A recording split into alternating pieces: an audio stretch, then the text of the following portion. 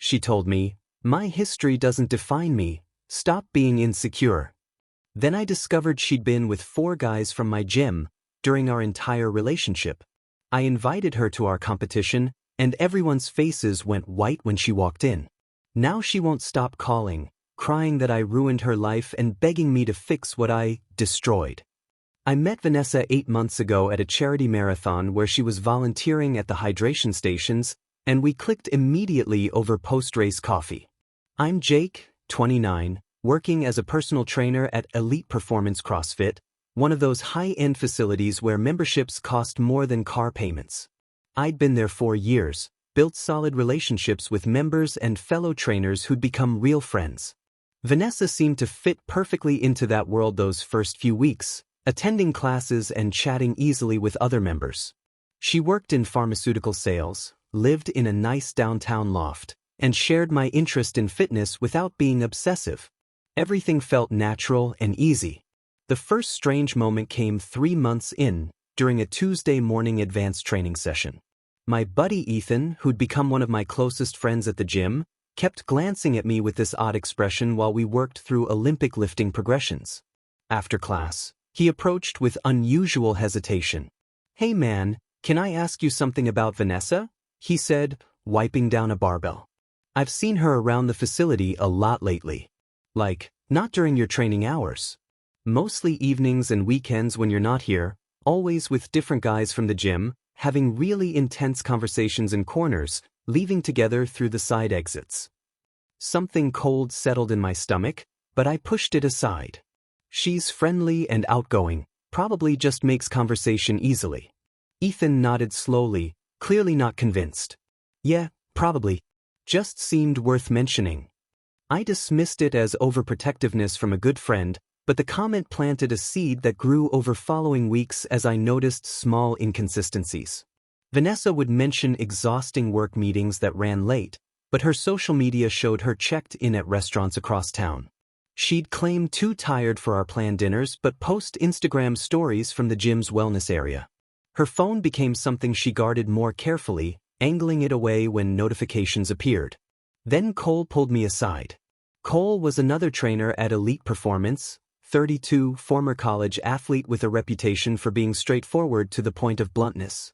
It was Thursday morning, barely 6 a.m., and I was grabbing resistance bands when Cole appeared in the equipment storage room. "We need to talk about your girlfriend," he said, closing the door. "Ethan mentioned he said something to you, but there's more you need to know. I've witnessed Vanessa in situations that are clearly not innocent, multiple times over the past several months, in the parking garage, in private training rooms after hours, even in the sauna area. Having physical contact with members. For specific guys I've seen personally, Damien, Scott, Kevin, and Troy. All of them are in your advanced training groups, Jake." The names hit me like physical blows. Damien was a real estate investor, always impeccably dressed, drove a Mercedes. Scott was an emergency room physician, engaged to a woman who occasionally came to weekend classes. Kevin owned a local craft brewery that sponsored our gym events. Troy was a corporate attorney, married with 2 young kids. "You're sure?" I asked. "Absolutely positive. First time was about 6 months ago with Damien in the parking garage, late evening in his Mercedes, her shirt half unbuttoned, his hands on her in ways that left zero room for interpretation. Then Scott in a private training room after a weekend class, pressed against the mirror. Kevin in the juice bar after closing, her sitting on his lap. And Troy in the sauna area 2 months ago, door not even fully closed." I leaned against the wall, my mind reframing months of memories with this new information. "Why didn't you tell me sooner?" "Because I wasn't completely sure you two were exclusive at first, then I was trying to figure out how to bring this up without destroying you," Cole admitted. "But yesterday I saw her with Troy again in the wellness spa area, in one of the private massage rooms. It clicked that this isn't occasional poor judgment. She's actively maintaining relationships with multiple men from this gym while being with you, and everyone involved trains under your coaching." Cole pulled out his phone. I started documenting after the 3rd incident. "I've got dates, times, locations, and timestamps from security footage that coincidentally captured her entering private areas with these guys." He showed me notes that were devastatingly detailed and irrefutable. The betrayal wasn't just personal, it was woven into my professional community, turning my workplace into a minefield where I'd been the only person unaware. That evening, I would confront Vanessa with everything. I showed up at Vanessa's downtown loft around 7, armed with Cole's documentation and cold clarity. She answered in yoga pants and an oversized sweater, looking comfortable and unsuspecting. "Hey babe, this is a nice surprise," she said, kissing my cheek. I was just about to order Thai food. I walked past her into the living room, didn't sit. "We need to talk about Damien, Scott, Kevin, and Troy." Her smile froze, then transformed into confused amusement. "Oh, I don't know what you're talking about." "All 4 are members at Elite Performance. All 4 train in my advanced groups. And all 4 have been sleeping with you for months." Vanessa laughed, but it sounded forced. "Jake, seriously? This is gym gossip getting in your head. People love creating drama where there isn't any." I showed her Cole's notes with dates and locations. 6 months ago, Damien's Mercedes in the parking garage. 4 months ago, Scott in the private training room. 3 months ago, Kevin in the juice bar. 2 months ago and yesterday, Troy in the wellness spa. Her face shifted through surprise, calculation, defensiveness. "So Cole's been stalking me? That's creepy. You're believing some jealous trainer over your own girlfriend." "Cole has timestamps from security footage. Specific details about what you were wearing, how long you were in private areas together. This isn't theory, it's documented fact." Vanessa's posture changed, shoulders tightened. "Okay, so maybe I've talked to some members. I'm friendly. That doesn't mean anything inappropriate happened. Cole saw you with Damien in his car, your shirt half unbuttoned, his hands all over you. He saw Scott kissing your neck against the mirror. He saw you sitting on Kevin's lap. He saw you and Troy in the sauna area barely dressed." Silence filled the room, heavy and suffocating.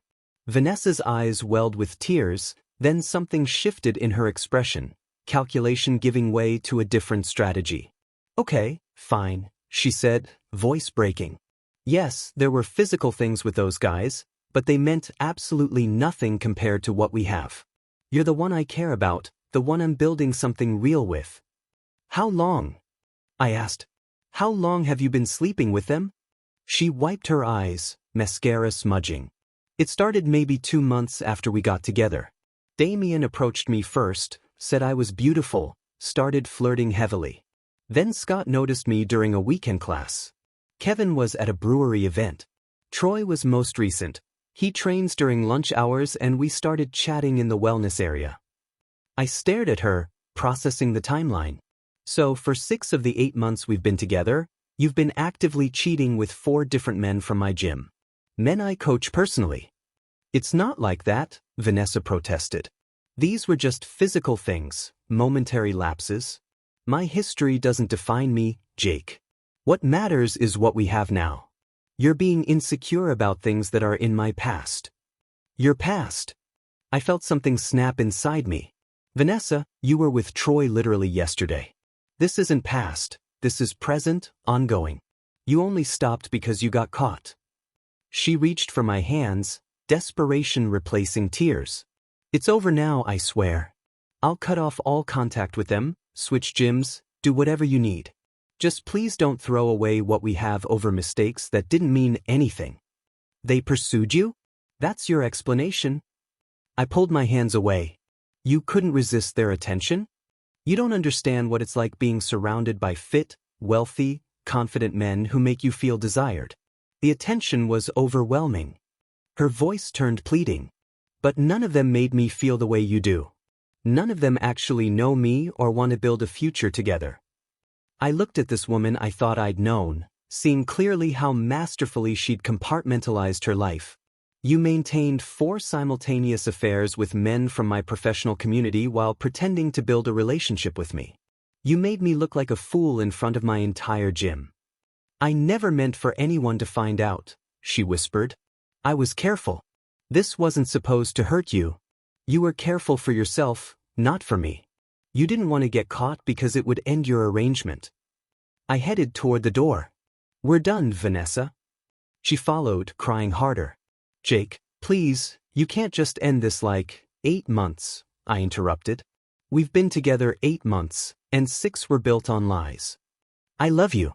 I know I messed up, but I genuinely love you. These other guys were just distractions, mistakes. You're the one I want.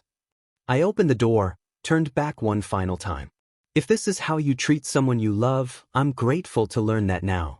Pack your stuff that's at my place. I'll leave it with the building concierge. Don't contact me again. I walked out while she was still pleading, her voice following me down the hallway until the elevator doors closed. Vanessa moved out to stay with her sister within 2 days, sending increasingly desperate texts that oscillated between apologies and accusations. I blocked her number after the 50th message but kept screenshots for documentation. At the gym, I maintained complete professionalism with Damien, Scott, Kevin, and Troy, coaching their sessions without indicating I knew anything, watching them interact like nothing had changed. The cognitive dissonance was surreal. These men shook my hand, thanked me for programming adjustments, all while carrying knowledge of their betrayal. Then Ethan mentioned the upcoming regional CrossFit competition during a Friday session, and something clicked into place. Elite Performance is hosting regionals in 2 weeks, he said, reviewing the competitor list. 12 gyms across 3 states, probably 800 people attending. It's going to be massive, whole converted warehouse venue downtown, VIP sections, catering, full production. I looked at the registration page, seeing names I recognized immediately. Damien registered in men's 35+ division. Scott in men's elite. Kevin in men's intermediate. Troy in men's masters. All 4 competing in different categories on the same day, and their significant others traditionally attended as spectators in the VIP section reserved for competitors' families. Are partners allowed in VIP? I asked casually. Yeah, competitors get 2 passes, one for themselves and one guest. VIP includes reserved seating with sightlines to all competition floors, exclusive catering and meet-and-greet opportunities during warm-ups. Ethan glanced at me. You registered for a couple past weeks ago, remember? Back when you and Vanessa were together. I'd completely forgotten about that registration, made when attending together seemed natural. The VIP couple pass was $250 but included premium positioning and access regular tickets didn't offer. An idea began forming, cold and calculated, built on public accountability these men and Vanessa had carefully avoided. Over the weekend, I let the plan develop fully, considering every angle. Vanessa kept texting from new numbers about needing closure, deserving a chance to explain in person without immediate anger clouding everything. She'd sent 17 messages from various numbers, each pleading for one final conversation to find peace.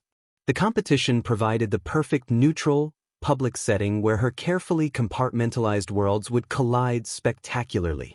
On Tuesday evening, I called Vanessa from a coffee shop, using a tone suggesting exhaustion rather than anger.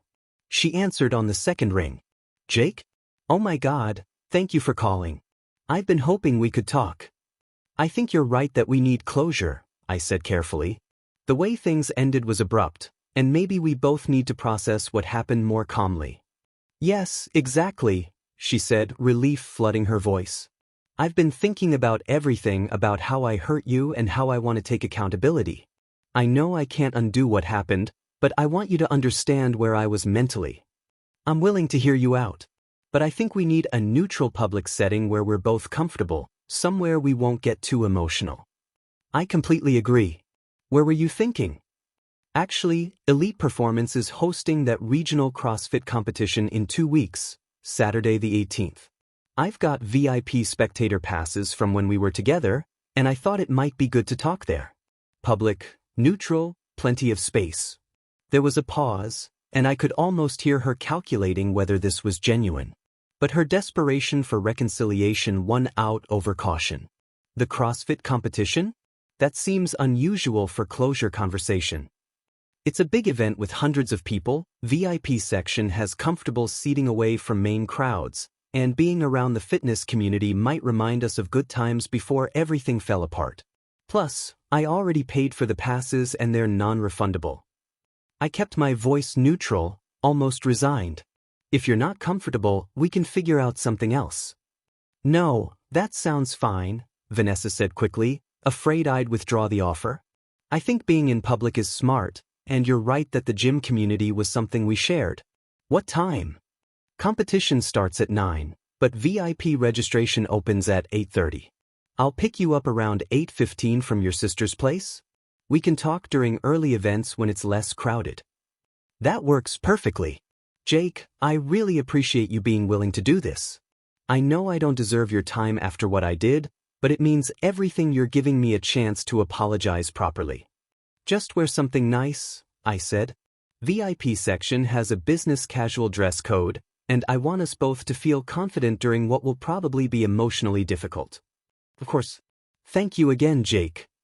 After hanging up, I sat in the coffee shop for another hour, reviewing every aspect of the plan. Vanessa thought she was getting closure and possibly forgiveness. What she was actually getting was front-row seat to the collapse of her compartmentalization, exposure in front of the 4 men she'd been sleeping with and their unsuspecting partners, all gathered in one place with nowhere to hide. Saturday morning arrived with clear skies and perfect temperatures. I picked up Vanessa at 8:15 from her sister's apartment, finding her waiting outside looking absolutely immaculate.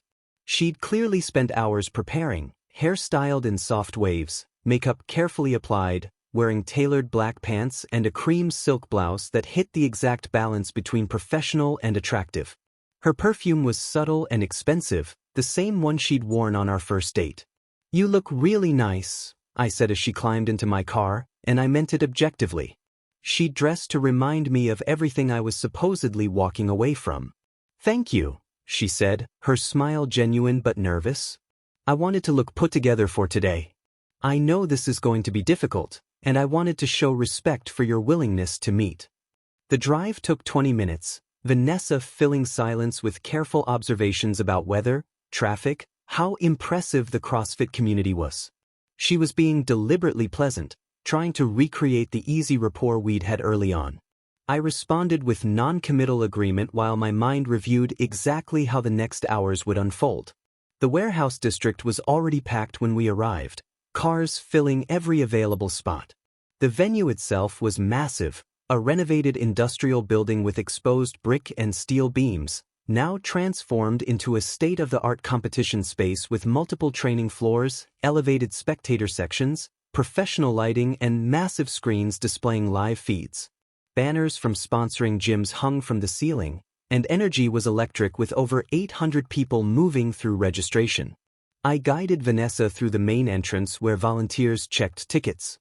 Our VIP passes got us waved through to a separate registration table where staff verified our names and handed us lanyards with VIP credentials and gift bags containing branded water bottles and energy bars. VIP section is on the second level, straight up those stairs, the woman said cheerfully. Competitors and their guests have access to the athletes' warm-up zone on the main floor as well. We climbed the industrial metal staircase. This is much bigger than I expected, Vanessa said.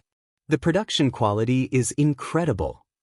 Regional competitions draw serious crowds, I said. Elite Performance has been planning this for 6 months. The VIP section was already filling with well-dressed spectators, wives, girlfriends, family members settling into cushioned chairs with perfect sight lines to competition floors below. Catering tables offered coffee, pastries, fruit, and protein-focused breakfast options. The atmosphere was social and energized. I spotted them immediately. Damien near the railing overlooking the warm-up zone, wearing expensive athletic gear, talking with a petite brunette in a designer dress, his wife. Scott by the catering table with his fiancée, a tall blonde in business casual who kept adjusting his collar. Kevin reviewing his phone while his girlfriend, a redhead in athletic wear, rubbed his shoulders. Troy stood slightly apart, his wife beside him in a sharp pantsuit that screamed attorney, her posture rigid and professional. All 4 men clustered in the same area because VIP naturally grouped competitors preparing for morning events, and all 4 were registered in divisions competing within the first 3 hours. Their significant others were present, supportive, completely unaware they were about to witness their relationships implode. Let's get some coffee, I suggested to Vanessa, steering her toward the catering area in a path taking us directly past the athletes. She nodded, still looking around, not yet realizing the danger. As we approached, I raised my voice slightly, projecting confidence. Damien. Hey man, good to see you before your division starts. Damien turned toward my voice, and his face went through a remarkable transformation, friendly recognition shifting to confusion then absolute horror as he saw Vanessa beside me. He actually dropped the kettlebell he'd been holding, the weight hitting the floor with a loud metallic clang that made several people turn to look. His wife immediately noticed his reaction, eyebrows drawing together. Jake, Damien managed, his voice strangled. I didn't know you'd be here today. Wouldn't miss it, I said easily, putting my arm around Vanessa's waist in a gesture that looked affectionate but was purely strategic. You remember my girlfriend Vanessa, right? She's been so supportive of my training work lately, wanted to come watch some athletes compete. Vanessa had gone completely rigid beside me, her body language screaming panic, but I kept my grip firm and smile pleasant. Damien's wife was now looking between her husband, me, and Vanessa with growing suspicion, clearly registering something was very wrong. Scott, I called out, turning before Damien could respond. Looking strong, man. Ready for elite division. Scott had been mid-bite of a protein bar when he heard his name, and the choking sound he made was audible across the section. His face went pale, eyes widening as he saw Vanessa, and he started coughing violently, his fiancée immediately patting his back with concern. Are you okay? What's wrong? She asked sharply. Scott couldn't respond, still coughing and staring at Vanessa like he'd seen a ghost. His fiancée followed his gaze, and I watched recognition flash across her face, that moment when disparate pieces of information suddenly connect into a complete, devastating picture. Kevin, I continued, my voice carrying. Brewery business treating you well?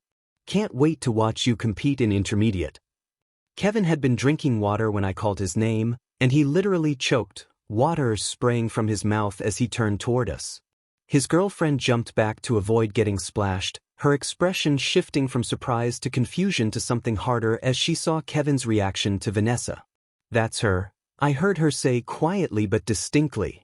That's the woman whose perfume I've been smelling in your car for months. The one you said was just a gym acquaintance.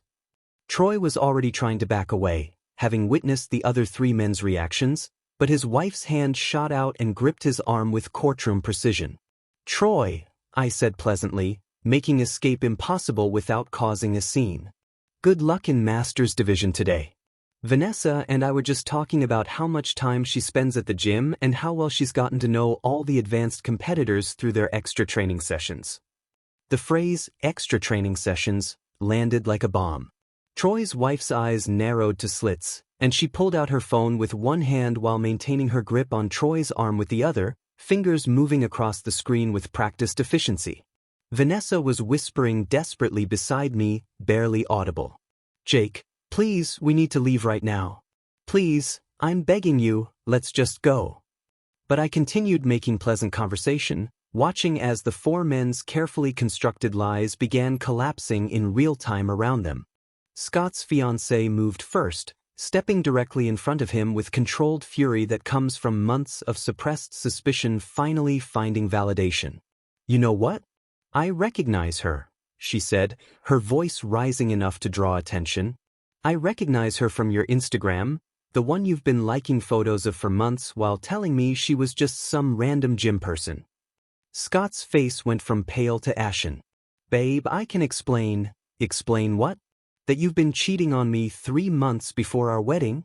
She turned to me, her expression a mixture of gratitude and devastation. How long have you known? Found out about a week and a half ago, I said honestly. Cole, another trainer, witnessed multiple encounters between Vanessa and these 4 men over several months. I confronted her, she admitted everything, and I ended the relationship immediately. Damien's wife had pulled out her phone, scrolling through something with increasingly frantic movements. I installed a text message recovery app 2 weeks ago because he's been acting strange. I've been too afraid to actually look at what it recovered. But I'm looking now. Her fingers moved across the screen, and I watched her face transform as she read deleted and restored messages. 6 months, she whispered. You've been sleeping with this woman for 6 months. Telling me you were working late, that you had early morning meetings, that you needed personal training time. All lies. Damien reached for his wife's arm, but she jerked away violently. Don't touch me. Don't you dare touch me right now. Kevin's girlfriend had stepped back from him, arms crossed defensively. I knew something was wrong. That perfume in your car, the way you'd come home smelling different, how you'd shower immediately before even saying hello. I asked you directly if something was going on, and you made me feel crazy for questioning you. It wasn't serious, Kevin said desperately.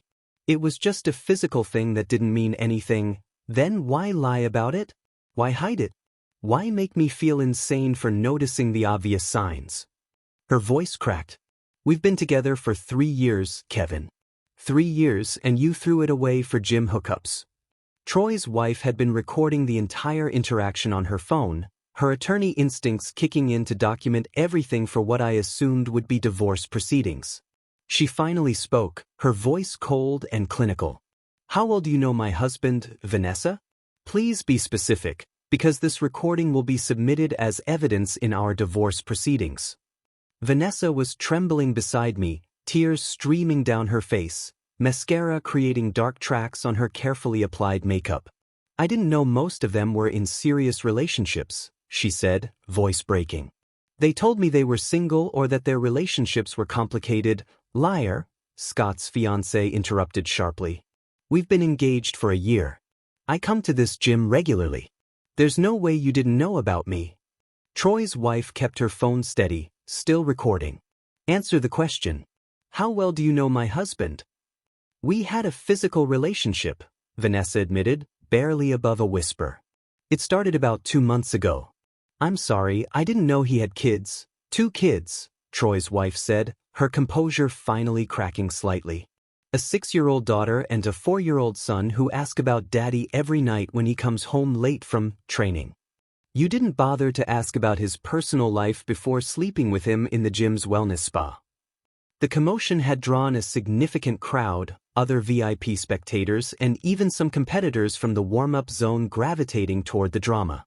I could see gym members I recognized from Elite Performance watching with expressions ranging from shock to grim satisfaction, phones out recording or texting updates. Vanessa tried to pull away from me, attempting to flee toward the exit, but the VIP section's layout forced her to walk past the growing circle of onlookers. I didn't follow immediately, giving her a head start while I watched the continued fallout. Damien's wife was still scrolling through recovered messages, reading them aloud with increasing horror. You told her she was beautiful. That being with her made you feel alive again. That your marriage was dead and you were only staying for financial reasons. She looked up at her husband, tears streaming. Our marriage was fine until you decided to throw it away. Scott's fiancée had removed her engagement ring and was holding it in her palm, staring at it like she couldn't process what it represented anymore. I've been planning our wedding for a year. My dress is altered. The venue is paid for. 200 guests have RSVPs. And you've been cheating on me this entire time? Just her, Scott said weakly. It was only Vanessa. Only? Only. His fiancée's voice hit a register that made several people wince. You think only one affair makes this better? Kevin's girlfriend was crying quietly, and I saw several other women in the VIP section move to comfort her even though they were strangers. The solidarity of betrayed partners transcending individual circumstances. Troy's wife had stopped recording and was now making a phone call, her voice crisp and professional. I need divorce papers drawn up immediately. Yes, I have video evidence of adultery. No, there won't be any negotiation on custody arrangements. I finally followed Vanessa's path toward the exit, finding her by the merchandise tables on the main competition floor, completely broken down and crying in a way that drew concerned looks from volunteers and spectators with no context. I approached slowly, my anger spent and replaced with exhausted resolution. You destroyed me, she said when she saw me, her voice ragged. You brought me here knowing exactly what would happen, knowing it would destroy my reputation and humiliate me in front of hundreds of people. This was planned, calculated revenge. This was accountability, I said quietly. You compartmentalized your life so successfully that none of the people you were hurting knew about each other. All I did was put everyone in the same room and let the truth speak for itself. You destroyed yourself, Vanessa. You made choices for months, and choices have consequences. I'll never be able to show my face at any gym in this city again, she sobbed. Everyone's recording this, posting about it. My name is going to be associated with this humiliation forever. You humiliated yourself by sleeping with 4 men while dating me, all of them from the same gym where I work. This isn't something I did to you. This is something you did that finally became visible. She fumbled with her phone, hands shaking, trying to call an Uber while makeup continued running down her face. You're vindictive and cruel. I hope you're satisfied with yourself. You didn't love me, I said without anger or bitterness, just as a statement of observable fact. You loved having me as a stable option while you pursued excitement with other men.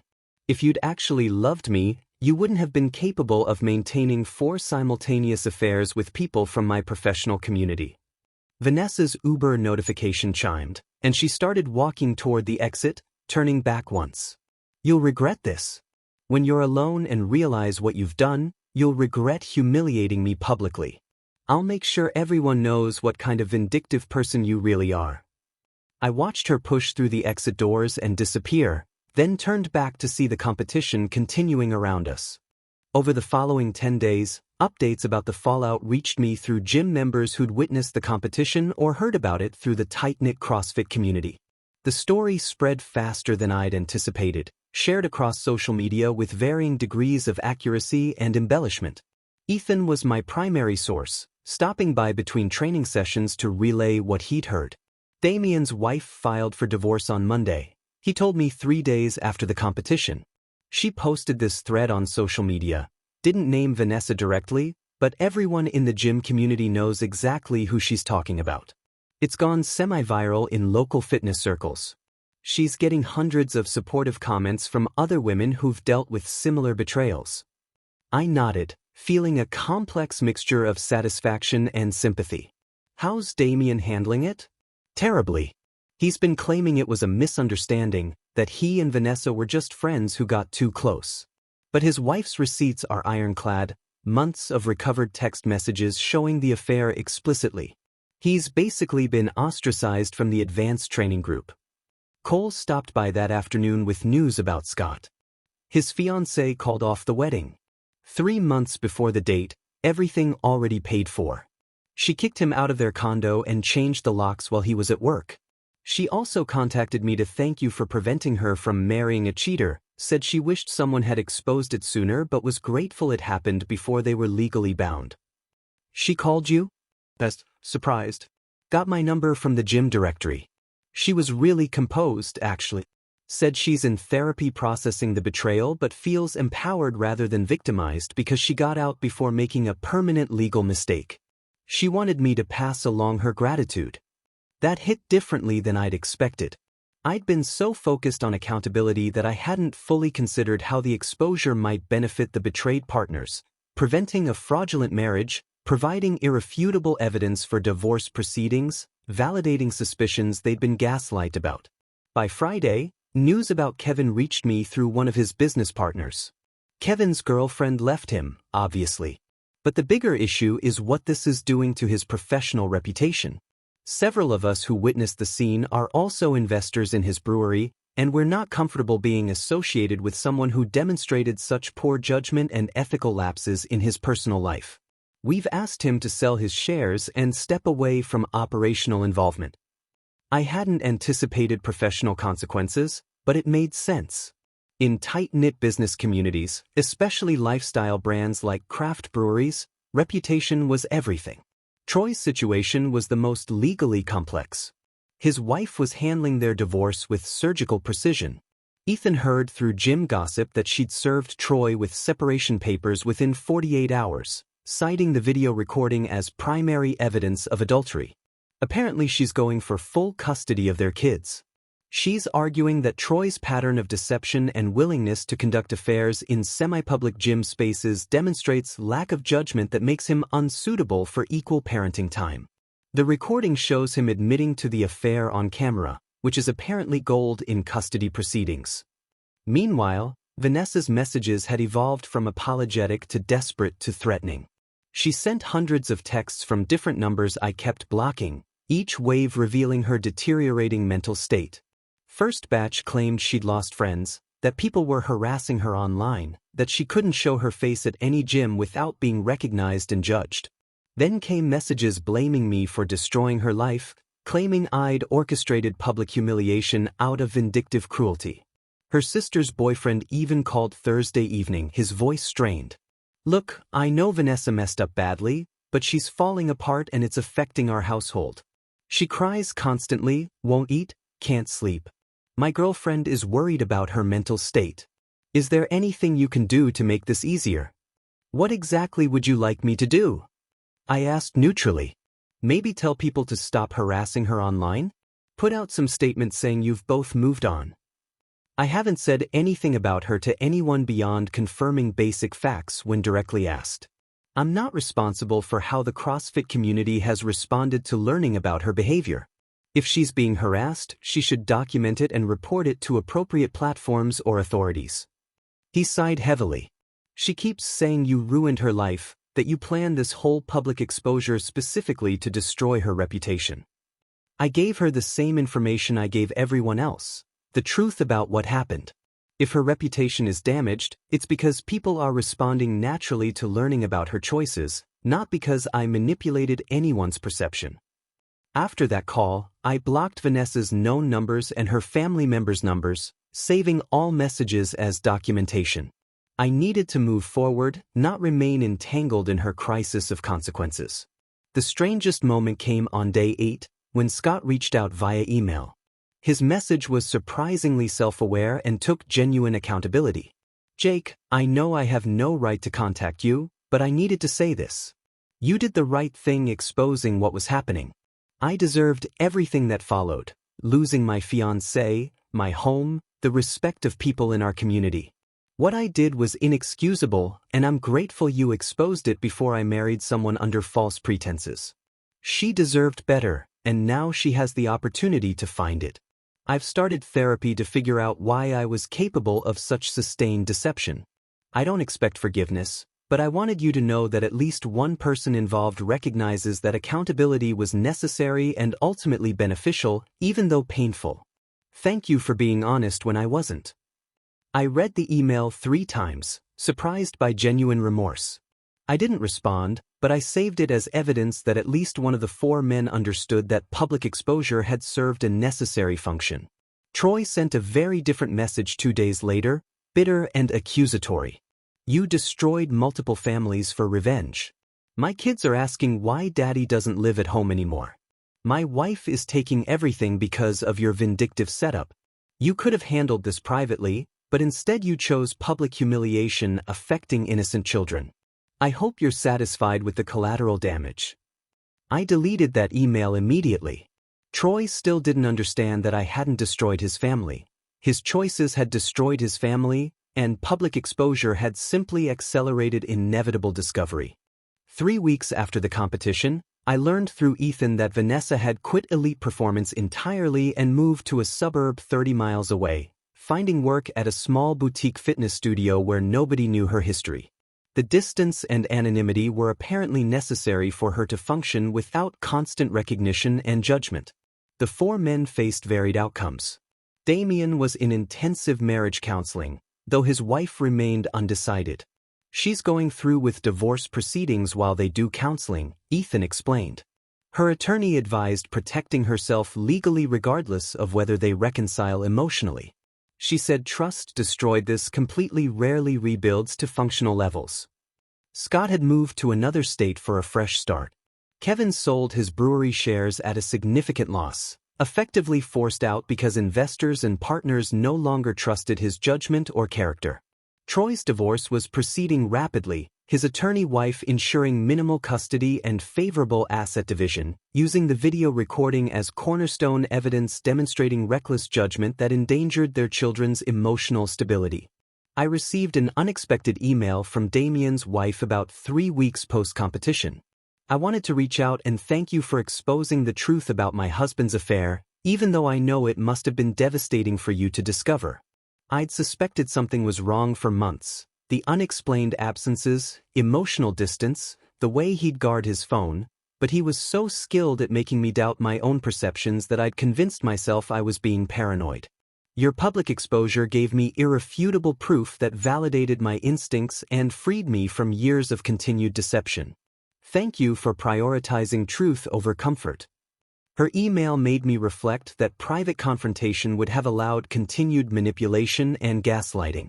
Public exposure with irrefutable evidence had given all the betrayed partners the validation and proof they needed to make informed decisions without being talked out of their own perceptions by skilled liars.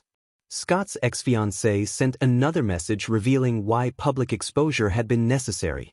I did some digging after everything came out, talking to other women in the CrossFit community. Turns out Vanessa had a reputation I wasn't aware of. Multiple people had noticed her behavior with various male members over the past year, but nobody wanted to start drama without concrete proof. Your public exposure didn't just reveal one set of affairs, it validated observations that dozens of people had made independently but dismissed. Sometimes communities need someone willing to make uncomfortable truth public so patterns of harmful behavior can't continue unchecked.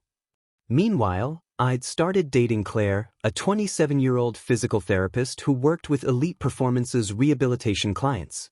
We'd known each other professionally for about a year, always friendly but never pursuing anything because I'd been with Vanessa. She'd asked me out for coffee 2 weeks after the competition, and suddenly I was in something that felt genuinely healthy and reciprocal in ways my relationship with Vanessa never had been. On our 4th date, I told Claire the complete story.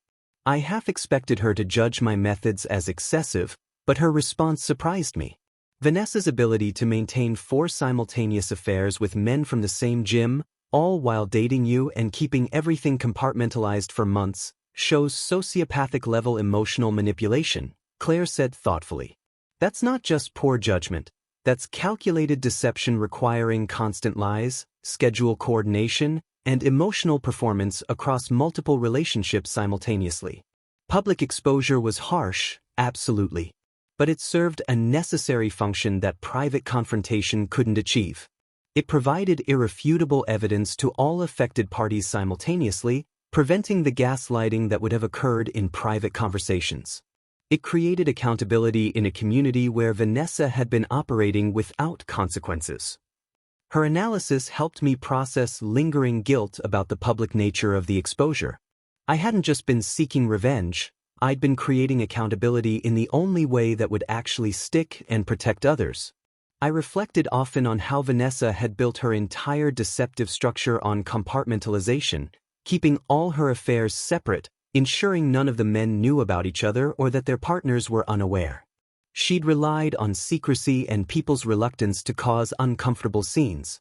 The competition had simply collapsed those careful barriers, forcing everyone into the same space where truth became unavoidable. In tight-knit fitness communities where people trained together daily, secrets were ultimately impossible to maintain. Public exposure had simply accelerated discoveries that would have happened eventually, but it had done so in a way that gave betrayed partners clear evidence rather than deniable suspicions. By late November, life had settled into a new normal that felt significantly healthier. I was coaching Saturday morning classes with renewed energy, enjoying the supportive community at Elite Performance without underlying tension of hidden betrayals. Claire and I were building something genuine, founded on honest communication and mutual respect. One Saturday morning, while setting up equipment, Ethan approached with a grin. Saw Vanessa posted something cryptic on social media about learning from mistakes and becoming a better person. Comments were mostly supportive from people who don't know the full story, but several gym people left reactions that made it clear they remember. I shrugged, no longer invested in Vanessa's narrative. People can believe whatever version makes them comfortable. Those who know the truth know the truth. You ever regret how you handled it? Ethan asked. The public exposure, it was pretty nuclear. I considered honestly while attaching resistance bands. I regret that other people got hurt, the partners who were betrayed, the kids affected by Troy's divorce, Kevin's professional consequences. But I don't regret making the truth public. Private confrontation would have allowed continued manipulation. Public exposure gave everyone access to the same information simultaneously, which created accountability that couldn't be talked away. Ethan nodded. Fair enough. And for what it's worth, most people at the gym respect how you handled it. Class started filling with early morning athletes, and I shifted focus to coaching, to helping people achieve their fitness goals, to building the professional reputation I'd worked years to establish. The competition exposure had been a single event that rippled through multiple lives, but it didn't define me. It was simply the moment when carefully hidden truths became unavoidable, when compartmentalized deceptions collapsed under the weight of public accountability. Vanessa had wanted her relationships secret and separate. But in a community built on trust and genuine connection, secrets inevitably surface.